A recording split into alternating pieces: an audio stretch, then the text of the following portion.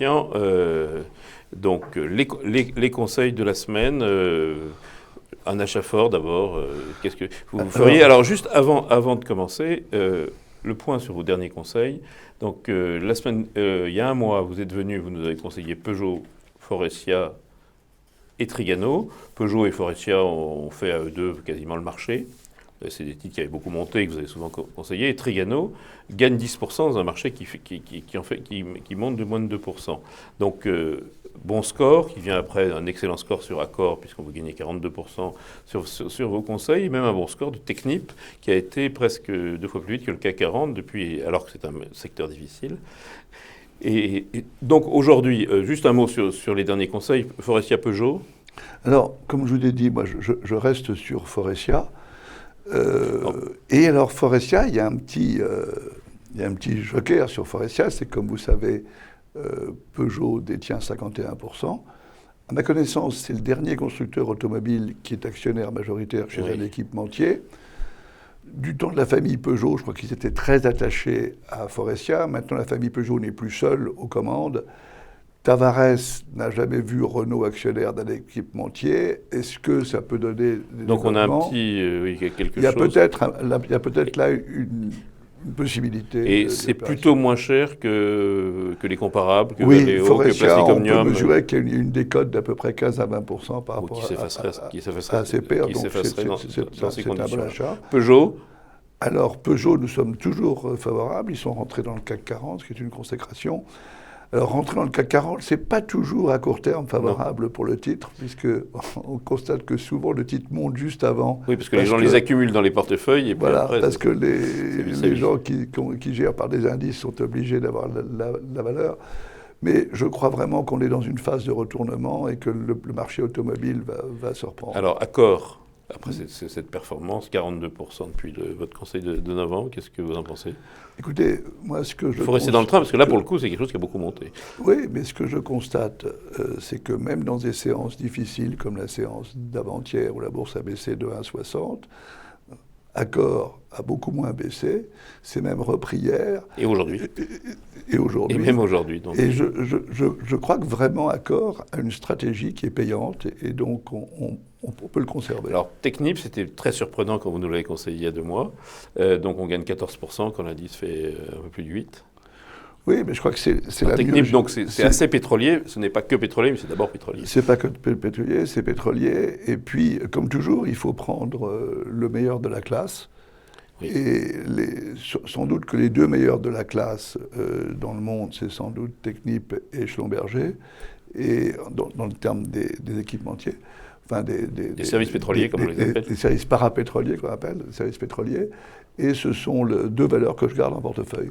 Bien. Alors, cette semaine, un achat fort. Alors, un achat fort, vous savez, il y a une valeur qui vient de faire parler d'elle très récemment par une acquisition.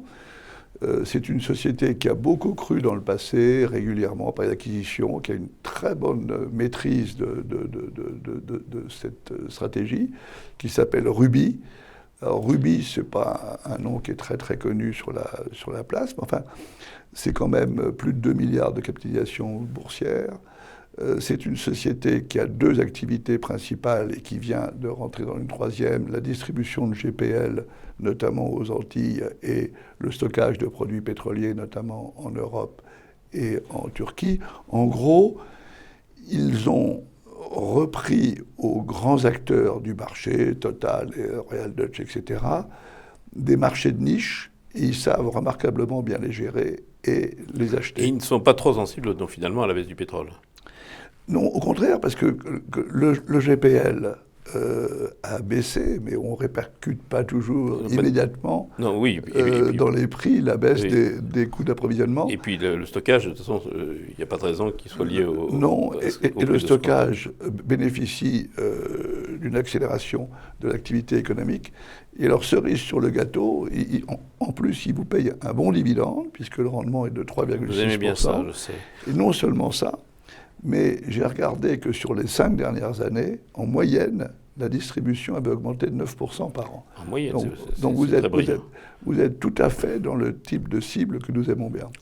À vendre, à éviter, à arbitrer, Éviter, je crois que le secteur de l'aérien, pas à cause de l'accident qu'on vient de connaître, mais je veux dire, c'est très difficile. Vous voyez que Air France, pour se procurer des quasi-fonds propres, est obligé d'emprunter à 6,5%, ce qui est énorme par rapport à... Oui, par rapport à n'importe qui pour acheter un appartement. Voilà, exactement. Une autre société qui, je crois, il faut éviter pour le moment, c'est sans doute Numéricable, qui a fait un parcours extraordinaire. Le parcours est fabuleux. Donc, extraordinaire, il faut quand même maintenant qu'il montre qu'il sait faire rendre de la valeur sur SFR. Et il y a beaucoup de dettes. Je crois que le titre avait beaucoup monté, donc je ne suis pas très favorable aujourd'hui.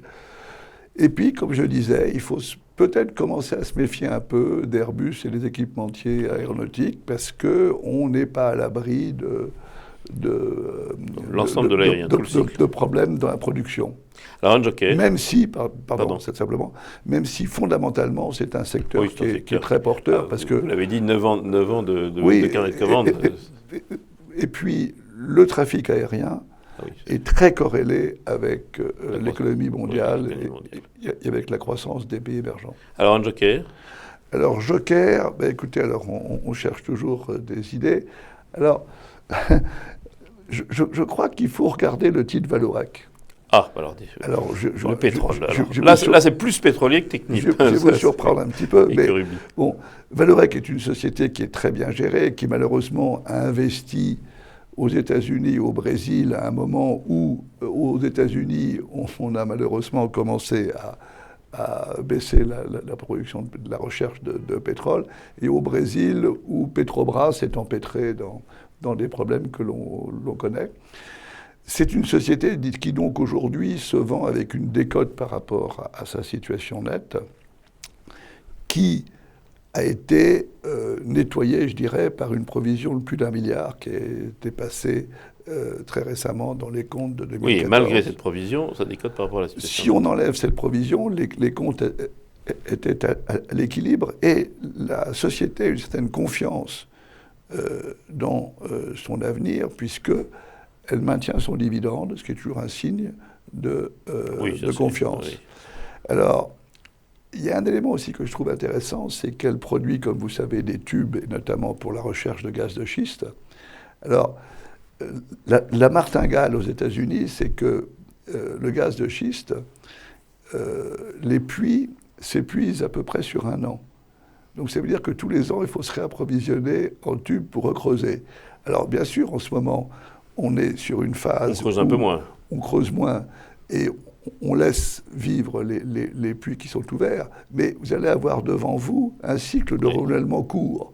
Et ça va être formidable au moment où les prix vont se stabiliser, voire remonter un petit peu. Voire remonter un peu. Donc, alors, il y a un ingrédient aussi qui est intéressant, c'est que c'est un titre qui est très shorté. Donc il y a beaucoup de vendeurs à découvert. Beaucoup de vendeurs à découvert, pardon. Il y a plus de 9% du capital. Et il y a des grosses positions vendeurs, ce qui veut dire que quelques bonnes nouvelles peuvent entraîner un rebond violent. Oui, ils sont obligés de se racheter la position. Alors si je rajoute à ça le fait qu'on a ça et là des rumeurs éventuelles de rapprochement, on parlait récemment de Mitsubishi, de Sumitomo. On parle de Tenaris, mais là je crois qu'on aurait des problèmes de concurrence. Mais ça montre bien que c'est une société qui n'est pas chère aujourd'hui et le pétrole ne sera pas éternellement bas. Donc Vallourec. Je ne dis pas qu'il faut se précipiter, mais il faut l'avoir dans son collimateur. C'est un vrai joker. Voilà. Juste avant de nous quitter, parmi les questions, celle de Marc, on y a répondu sur Bolloré. En revanche, Jean-Louis nous pose une question. Est-ce qu'il y a encore du potentiel dans le luxe? Parce que ça, c'est quand même les stars des stars, c'est les stars des Français, etc. Le luxe est le secteur qui est le plus impacté par la baisse de l'euro, puisque tous les coûts de fabrication sont en Europe, ce qui n'est pas le cas de beaucoup de sociétés qui fabriquent localement. Là, les LVMH, Kering, etc., Gucci, fabriquent localement en Europe, en gros entre la France et l'Italie. Et donc il y a un effet de levier formidable lorsque les couvertures à terme qui ont été prises vont venir à échéance et qu'elles pourront bénéficier à plein de l'effet change. Alors, deux questions. Est-ce que c'est pas trop cher en bourse? Et la deuxième question, est-ce qu'ils vont maintenir leurs tarifs ou est-ce qu'ils vont pas risquer d'être obligés de baisser leurs tarifs en dollars, etc. ailleurs? Parce que le luxe, on baisse jamais, c'est ça le principe. C'est-à-dire qu'il y a un effet qui est formidable avec le luxe, c'est que plus c'est cher et plus on donne envie. J'avais appris ça d'un parfumeur. Il avait fait un parfum qui était le plus cher du monde. Alors, je ne sais pas quoi, à l'époque, c'était beaucoup d'argent, beaucoup d'argent. Et alors, un jour, je lui dis, mais pourquoi vous avez fait ça? Vous n'en vendrez pas? Il dit, mais je ne cherche pas à en vendre.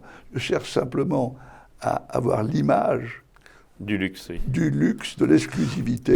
Donc, dernière question, en bourse, c'est pas trop joué justement LVMH, Kering, Richemont, Hermès? Écoutez, je crois très franchement qu'on est sur un secteur qui est dans un secteur qui continue à être très porteur.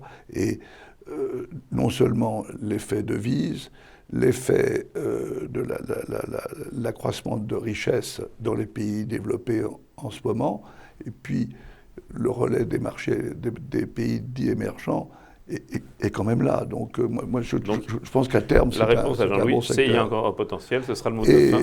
Pardon. Un dernier mot, je dirais quand même, prenez un titre comme LVMH, vous le payez à peu près 20 fois les résultats en termes de multiples. C'est pas excessif. C'est pas excessif pour la qualité, la visibilité Exactement. Et la croissance longue. Ce sera le mot de la fin. Rendez-vous la semaine prochaine, même heure, même endroit.